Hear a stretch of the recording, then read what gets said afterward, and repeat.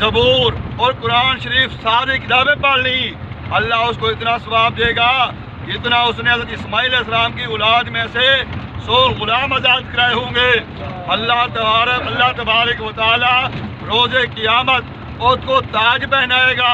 अल्लाह तबारक व तआला उसको रोज़े क़यामत फरमाएगा, मेरे बंदे तेरे पास ज़मीन आसमान की कुंजियाँ थी, चाबियाँ थी, तुझे इजाज़त है तू अपने घर के अपने ख़ानदान के 70 बंदों को ले आओ जो गुनहगार हैं, जो दोज़ख में जा रहे हैं, और उनको भी अपने साथ जन्नत में लेके चले जाओ।